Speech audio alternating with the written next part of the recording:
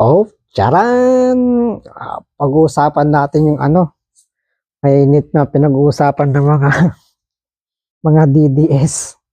Saka siyempre yung lang ah nagkukuhanan ng ng yung nagkukumukuha lang ng nagpapalitan lang ng kung sino talaga yung gumawa o di kay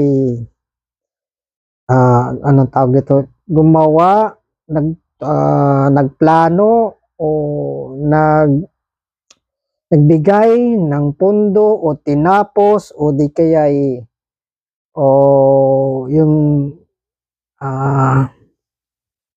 ayun nga ginawa, tinapos yung trabaho o pinlano tapos may nagplano nga rin naman talaga.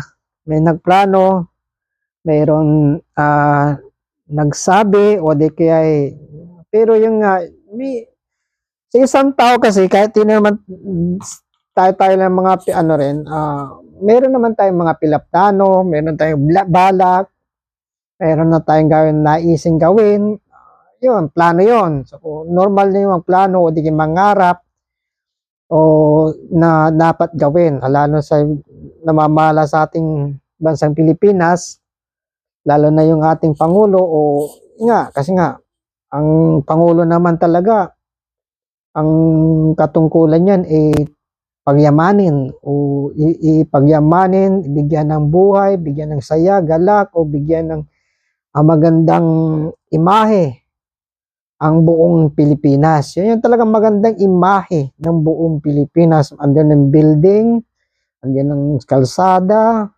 infrastructure, ekonomiya, kasi ang kalsada at mga tulay, malaking bagay sa ekonomiya ng Pilipinas, ekonomiya ng naibibigay niyan. Kasi nga, kung wala rin tulay, pangit din ang tulay, pangit din naman kalsada, mga building, mga etc. Sino ba yung mga investor din ng mga pupunta rin dyan kung kasasakyan nila o etc. Diba? O mga building, etc. Basta infrastructure na pang world class. So yun nga, maraming nagpapalitan ng mga opinion, komento, o then nagpapalitan ng sino ang gumawa ng dyan sa Bukana Bridge, dyan po sa Isabela, sa Santa Maria. Nakakatawa rin naman kasi mga DDS. Oo, kasi nga Kabagan Santa Maria Isabela Bridge. Hindi pala, ito pala yung hindi pala sa sa may sa may Bukana. Bukana pala, Bukana Bridge diyan sa Davao. Kasi nga sino ba talaga ang gumawa, nagplano? Yung nagplano, meron talaga nagplano, meron nangarap, mayroong gustong gawin, yon talaga meron. Nung 2000 nga, isa-isahin natin, kasi nga meron naman talaga nagplano, meron talagang isa-isahin natin, kasi iba yung nagplano, iba rin naman yung ng tapos, iba rin naman nag-design, etc. May contractor yan, meron, may mga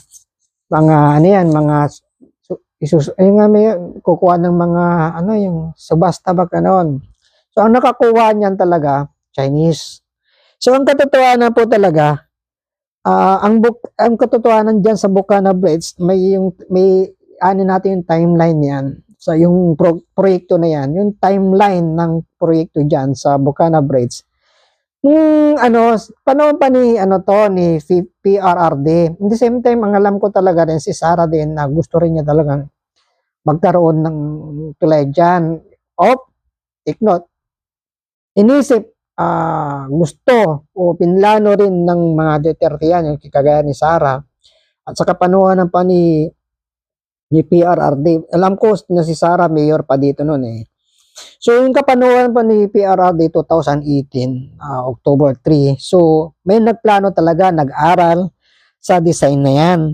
Oo, diyan sa Davao, sa Bukana River, Davao River, Bukana.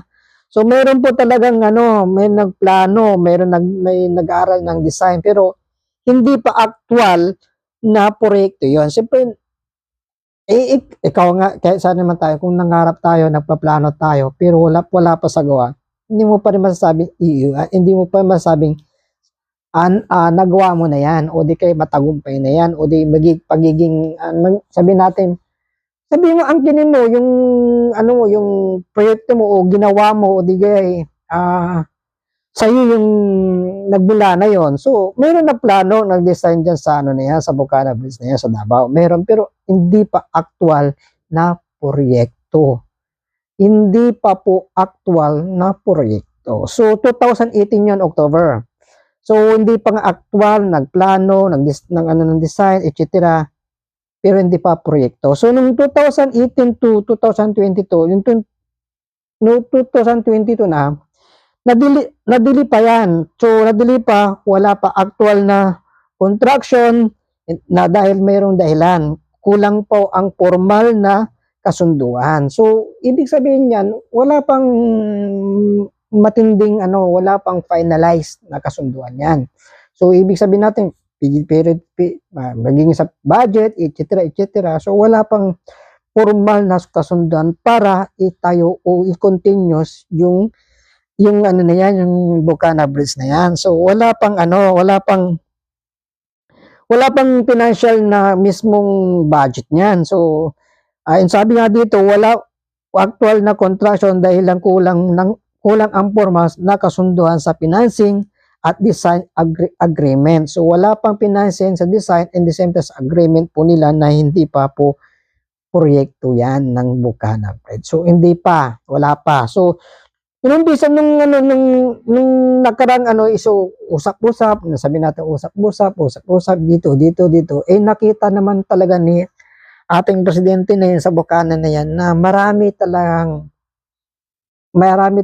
makakabenepisyo dyan. In the same time, magiging rin talaga sa kalakalan o di kaya sa mga business o di kaya sa mga tataas din ang ekonomiya dyan. So, ang sa madaling salita, talagang pinunduan. So, Hulyo, July 22, so kinutal talaga na mayroon talagang commercial na kontrata na. So, yun po, Hulyo, nag-umpisa po yung kontrata na yan, na final, kontrata na yan talagang pinormal talaga, na commercial contract na po yan ng Bukana. So, 2022, Hulyo, July.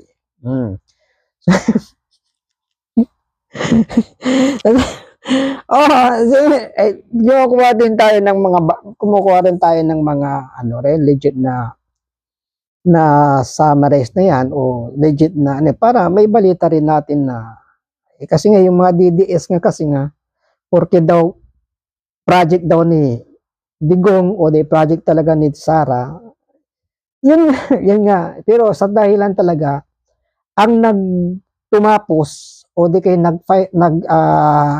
nag-finalize talaga na na maituloy yan si BBM. Kung ikaw naman yun ang katotohanan talaga. Masakit maisipin pero hindi ni Sara yan, hindi tinapos ni Sara yan. Kung meron naman talagang kapangyarihan o talaga ni Digong na gawin yan, bakit hindi nila tinuloy? Anong dahilan? Yun ang tanong natin doon. So, Hulyo, July 2022, so formal na commercial contract na para sa design at construction supervision. Yun po, pinirmahan sa ilalim ng bagong administrasyon. So, pinirmahan na po ng bagong administrasyon. So, 2022 na po yun Hulyo. Kailan ba natapos si Digong? Si saan? So, November 23, ito na yung buwan ng November 23, November 2023, ito na po actual talaga ng contraction. So, kung i-search naman kasi pag mga DDS, para naman malaman nyo rin na hindi naman po kayo nagbabali-balita ng na kay Sara o kay Duterte. Oo, meron talaga. Hindi naman namin yan. Talaga naman ang katotohanan yan ng kami. Hindi naman ako talagang nag-ano lang talaga mga totoong balita, totoo talaga yun na nangyayari. So, yun nga po, pinlano nyo po. Pinlano, nangarap, o di kayo pinangarap, yun na, ni Sara, ni Bibi Sara, at the same time, yan lang kasi wala, hindi natuloy. Anytime of the day, pwede naman nilang gawin yan kasi nga, mayaman naman sila, nasa posisyon naman sila. Bakit hindi ginawa? Anong dahilan doon? Yan ang katotohanan na doon. So, November 2023, actual na construction ng Bukana Bridge sinimulan. Sinimulan po yan ng November 2023, yung Bukana Bridge. So, November 23, sino na yung presidente dyan? Yan na yung tawag natin doon. So, ayun nga po, mabilis na balita. Tuloy-tuloy na po yan kasi nga mayroon ng final, mayroon ng budget, mayroon ng kasunduan sa mga nakakuha na ng kontrata diyan, bidding niyan sa ang mga Chinese. So nung January 2025, so naabot ng proyekto 73% completion. So 73% na po nung buwan ng January 2025. So mabilis din na kasi pag may puwera talaga, mayroon talagang mabilis naman talagang construction. So yun, hanggang sunod-sunod na buwan, January, February, March, April 25, naging 80% na po ang completion niyan. So malapit ng pinisita pa nga ni BBM yan yung Bukana Bridge na yan. Tapos Hulyo o July 2025, 92.3% na completion construction na structural work at access road tinapos. So tinapos na po sa July 2025. In August, ng buwan ng August, 94% na po, complete na po, na final na po, na final touch na po, at traffic safety vision natapos na rin po. So lahat po ng kailangan na tinapos diyan sa Bukana Bridge sa August 2025, tinapos na po yan.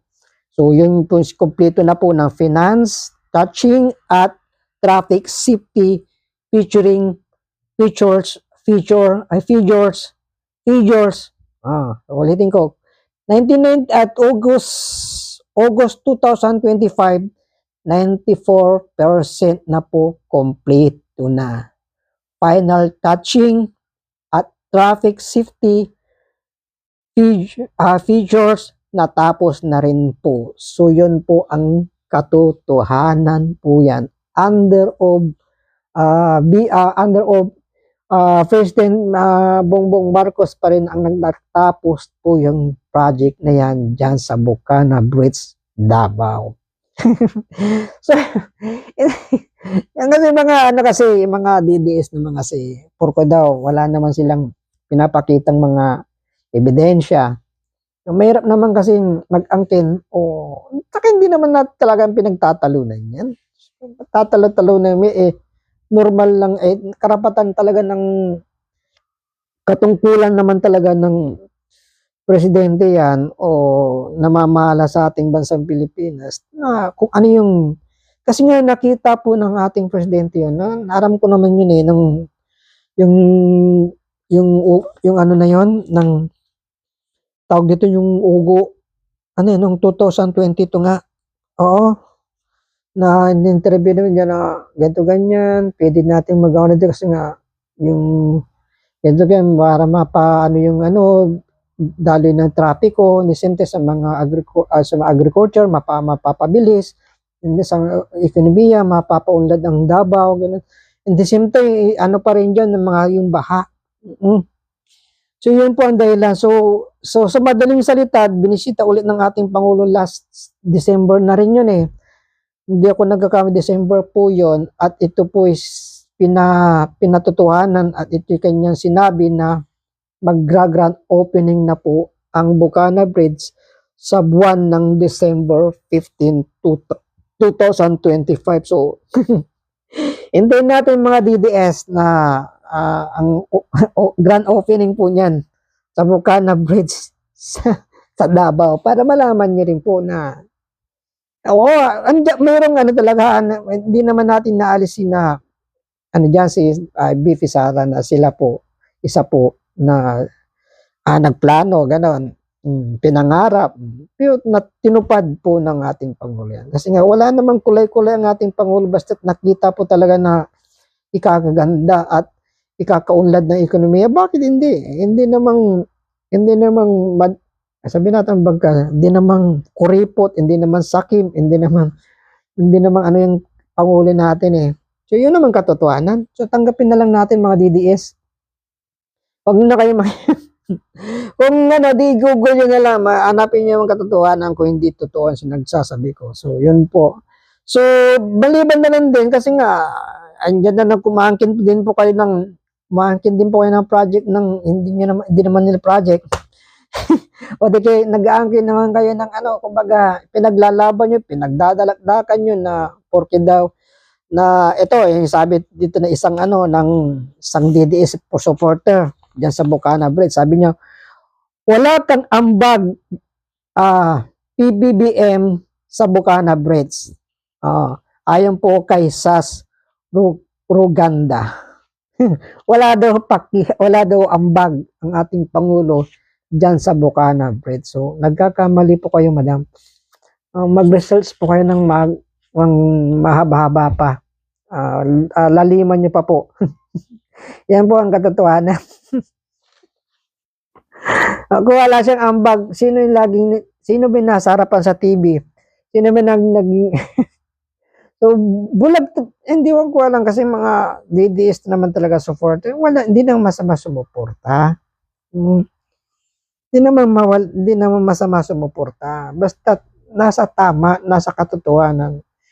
Ay, Diyos ko, kahit katotohanan, hindi naman, yung isiwala to, i-share lang, ganun. I-share lang, hindi naman pipiding kumbaga, pinagmamalaki, o di kay pinagmamayabang. Wala naman tayong dyan, wala naman tayong, ang sa atin lang dyan, papakinabangan lang natin. Papakinabangan, pero yung mga project na, normal lang yan, trabaho nila yun eh. Mas maganda nga, siyempre, kung mayroon na project ang iniidolo nyo, o di kayo sinusuportahan nyo, maganda. Huwag yun lang angkinin yung hindi naman sa kanya, hindi naman sa inyo.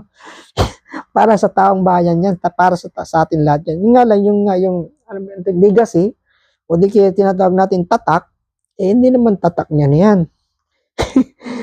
Tatakbuhin na ni yan, ng mga Duterte. So, ganun pa man, inyo pong pinagmamayabang ba o pinagpupursige na project ng ng Duterte, ng yung Bukana Bridge, yung kaya yung sa Santa Maria, anong pangalan nito? Yung dun sa Cabagan Santa Maria Isabela City. Yung nag-collapse po doon na nag-collapse po doon na yung bridge doon. Kapano. So, bagamat in-inspection ng ating Pangulo, hindi naman siya tumira doon hindi niya sinisisi yung mga doon. Ang sinisi lang talaga nila doon, yung porket yung budget, maganda naman yung budget, tapos nabawasan yung budget, tapos ganun na lang ang nangyari. Ang sabi naman ng ating Pangulo doon, kulang yung design nga, hindi na tumutugma. Yun ang doon. So, natin, pakinggan natin yung ano nating ating Pangulo doon. So, yung nga po doon sa Kabagan, Santa Maria, Sabila, ilang bilyon yun? 1.8 billion yun. 1.8 billion yun, bigla na lang. Wala pa nga isang taon yun eh.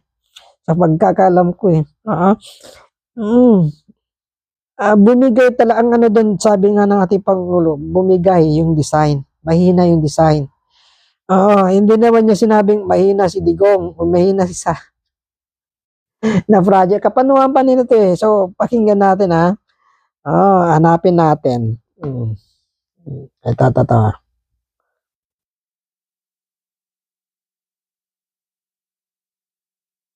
It is a design flaw. Mali yung design. Ang history kasi nito, dapat ang funding nito was supposed to be, ang project constitutes 1.8. It is a design flaw. Mali yung design. Ang history kasi nito, dapat ang funding nito was supposed to be, ang project constitutes 1.8 billion. So binawasan to under 1 billion para makamura. Ayan, inayos ngayon, ginawa ngayon yung detailed design. Design is really weak. Dahil kung tutusin ninyo, this is supposed to be a suspension bridge, nakasabit.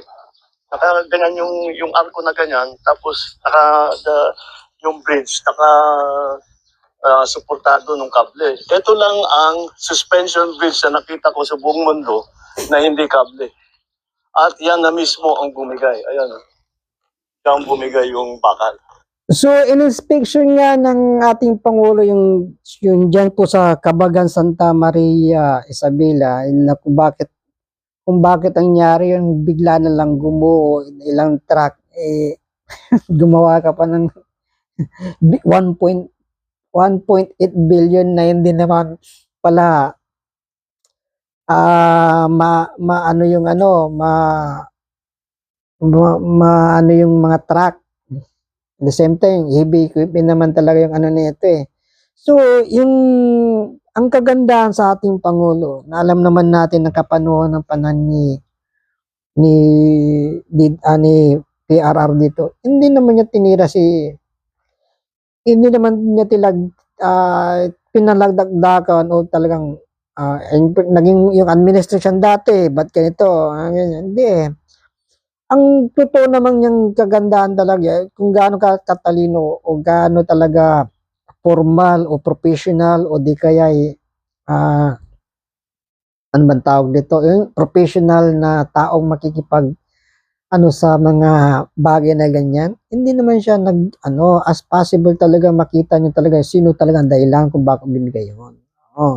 Paliban na lang sa pundo, talaga andyan yung pundo, binigay ang pundo. So, ang pundo naman, inano naman ng mga congress yan eh, sa mga congress, in the same time sa Senado. So, in the same time, pupunta nga sa DPWH. Ano din kasi ng DPWH yan eh, asa ko pa rin DPWH yan.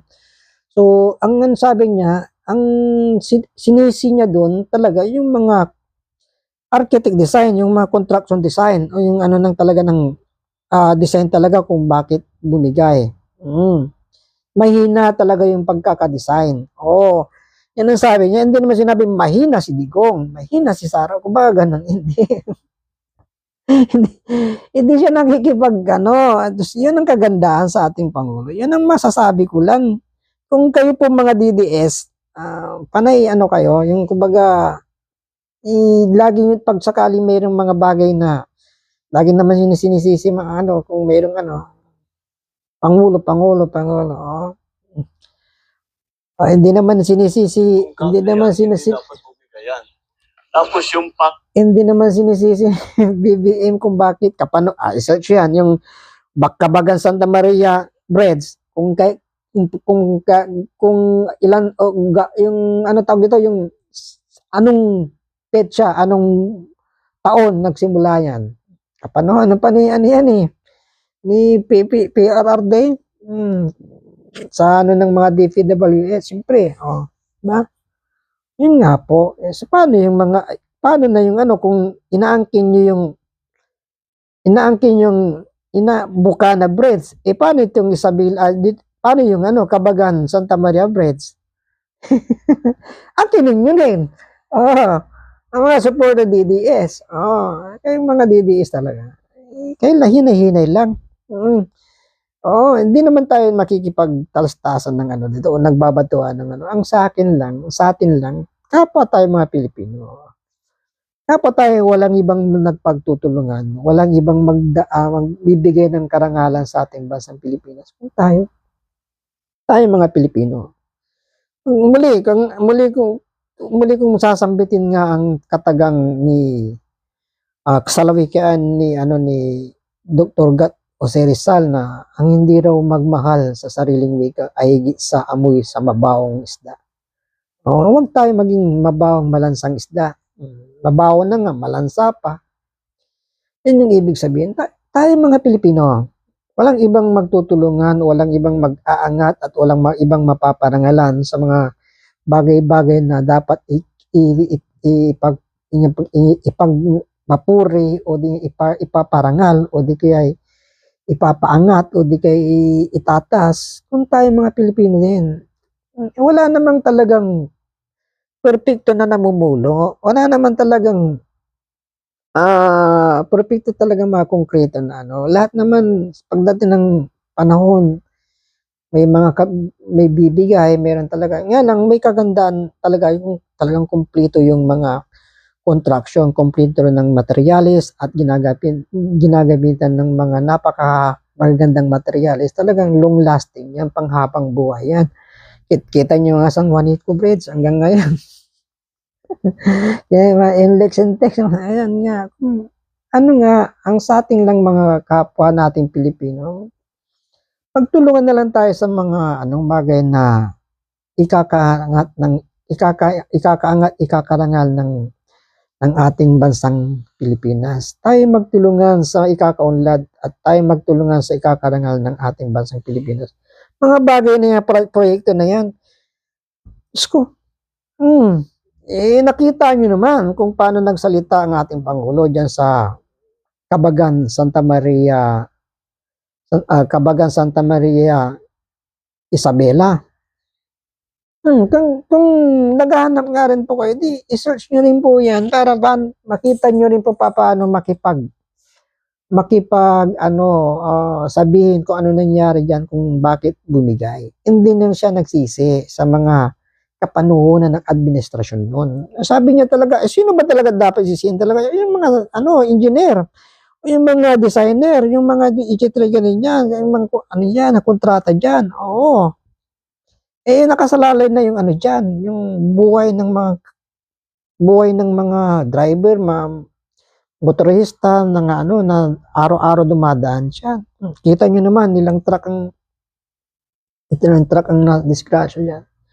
So narinig nyo naman po na sabi ng ating Pangulo diyan sa Kabagan sa Santa Maria Bridge sa Isabela, designer, mahina. Oo.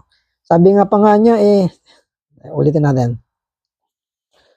Ngayon lang ako nakakita ng ganito na sabi niya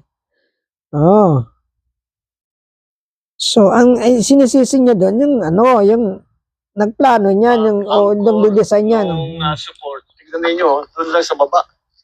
Dapat sa taas yan hanggang sa taas, para hanggang sa taas, para yung buong ito, ang nagsusupport sa kanya, yan, yung bakal na nakikita ninyo, at saka yung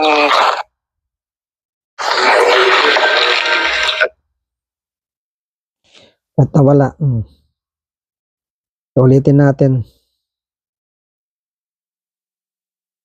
It is a design flaw. Mali yung design. Ang history kasi nito, dapat ang funding nito was supposed to be, ang project cost nito is 1.8 billion. So, binawasan to under 1 billion para makamura. Ayan, inayos ngayon, ginawa ngayon yung detailed design. Design is really weak. Dahil kung tutusin ninyo, this is supposed to be a suspension bridge, nakasabit. Ganyan yung arko na ganyan, tapos yung bridge, suportado ng kable. Ito lang ang suspension bridge na nakita ko sa buong mundo na hindi kable. At yan na mismo ang bumigay. Ayan, diyan bumigay yung bakal. So, yun yung nakita sa buong mundo na walang pangit yung kable o etc. So, pangit yung ginawa. Pinag-aralan siguro ng mga engineer to. Hindi ko alam kung anong klaseng engineer, designer o architect, designer, etc. na bakit bumigay. Kumpleto naman yung kanilang mga kumpleto naman kanilang minili na budget. 1.8 billion. Umabot na nga ng 1 billion. At sa totoo lang, million pa nga yung niyan yung dapat budget niyan, pero umabot ng 1.8 billion. Dahil nga sabi nga nila, kailangan ng mga etc. Pero bumigay pa rin. So hindi natin alam, kaya nga sa kapanahon ng ngayon, itong yung September last nga 2025, 2010, ito na nga yung flood control scandal, kasali na rin yan. So marami na po. So ang sa akin lang po dito, hindi niya, muli kong babanggitin na hindi po nagbabalik ng kapintasan o hindi po nagbabalik ng kapangitan ang ating Pangulo sa CBBM sa nakalipas na administrasyon pagdating sa mga project, etc. Tinutukoy lang talaga, kinukuha niya talaga yung punto talaga na majors nangyari kung sino talaga ang dapat managot. Siyempre, sino bang, alangan na, magko-contraction yan si PRRD. Alangan na, maghahalo ng simento dyan. Alangan na, magdadriver dyan ng mga truck. Dyan sa Kabagan, Santa Maria, Sabira Bridge. Hindi, siyempre, may mga contractor yan. May mga engineer yan. May architect designer yan. So, yun po, yun, pinunto ng ating Pangulo na mahina ang design. Mahina ang ganyan. So, yun po. Kung kayo ito, balik tayo sa mga didis. Kung kayo naman din ng mga kapintasan, sulitin nyo na rin yung bumabagsak na bumabagsak na mga tulay at bumabagsak na mga nangyayari. Pero, iris natin yan mga kabayan. Tayo mga Pilipino. Iisang ating lahi. Walang ibang talagang magtutulungan o mag-aangat ng ating at ikakarangal ng ating bansa kundi tayo lang din. So, hindi naman ko sinasabing pumunta kayo dito o ano lang, ang sabi natin, maging disiplinaryan tayo sa ating bansang Pilipinas. Sumunod sa batas, sumunod sa malituntunin, at hindi na pipiding, lahat naman ng kung papansinin yung kamalian o di kay kapintasan ng isang tao, o kahit nga yung sinusuporta nyo si PRRD, si Sara, o etc., pamilya na, huwag nyo sabihin na napaka-perfecto mga yan. Huwag nyo sabihin na sa itsura maganda, pero mga ugali, attitude, behavior, character yan. Spiritual life, perfecto ba yan? Mga santa ba nga yan? mga Diyos ba yan? Ng mga pwede kayong iligtas o pwede kayo iba ng kahit nga si Kibuli, ako ang daan. Walang makakapunta sa langit kundi sa atin lamang. Asa na siya? So yun nga po, ang sa atin lang po mga kababayan ko, huwag tayong mamintas. Sabi nga, huwag niyong punahin ang puwin ng inyong kapatid. Bago niyo tignan o pintasan o tignan ang puwin ng inyong kapatid, tignan mo muna ang inyong puwing. Ano ibig sabihin nun? Kung may kanya-kanya tayong kapintasan at mayroon tayong kanya-kanyang kahinaan, kahit sino naman magmuno dyan sa ating bansa, mayroon kahinaan yan. Kasi tao lang din lang yan. Pero once ang pinaka-importante dyan, nagagampanan niya ang mandato na binigay natin sa kanya, yan ang pinaka-the best. Tignan nyo ng maigi. Huwag lang mamintas. Kung mamimintas kayo, mapintasan nyo na rin yung mga bagay na iniidolo nyo. Yan ang ibig sabihin ko doon. So walang perfectong tao, walang perfectong namamalap, pero may matinding at malinis na puso at busilak na pwedeng mamahala at pwedeng maglingkod sa ating bansang Pilipinas. Na andun talaga ng walang iniisip kundi kapakanan ng taong o kapakanan ng buong sambayanan ng Pilipino. Mahirap, mayaman, negosyante, etc. O saan man panig naman. Walang pinipili. Dilaw ka man, pink o yellow o di kay green, wala. Ang sabi kaya, walang ibang, kasi nga kung tutusin nyo yun, iisipin nyo, unity. Walang kulay. Kung iisipin nyo ng ng malalim yun, ano bang gusto ng Pangulo natin? Tayo magtulungan, tayo makayapang, tayo magtulungan, magyakapan at sumabay o di kaya iangat ang ating karangalan ng bansa nating Pilipinas. Yung ibig sabihin nun, walang ibang magpaparangal at paparangalan o itataas ang bansang Pilipinas, kundi tayo lang din tayo sabay-sabay, tayo magtulungan, tayo mag-cooperate, tayo maging disciplinarian sa ating bansang Pilipinas. Wala nang iba. Wala nang din naman sabi naman niya, ang lahat ng aking ginagawa ay katungkulan kong ibalik sa inyo. Yan yung pinakadabi. I-search niya, narinig ko yan sa kanya. Ginagawa namin to para sa inyo, hindi sa amin. Binabalik lang po namin, sabi ng ating Pangulo. So yun nga po, yung mga DDS po dyan, naway matauhan kayo ng konti-konti lang. Tayo mga Pilipino, isa ang ating lahi. Maliban na lang kung lahi kayo ng anong klaseng lahi. Kung lahi naman, hindi naman talaga siya dito sa Pilipinas. Kung Chinese kayo, di dapat sa China kayo. Isa tayo mga Pilipino. Magmahal lang po tayo magyakapan sa ikakaunlad ng ating bansa o ikakarangal ng ating bansa. Sa attitude, behavior, characters, pananalita, sa paggalang sa ating bansang Pilipinas, paggalang sa ating watawat, at paggalang sa kalsada, paggalang sa namumuno, paggalang sa mga namumuno sa ating mga barangay, munisipyo, etc. Kasi ano man po parte diyan.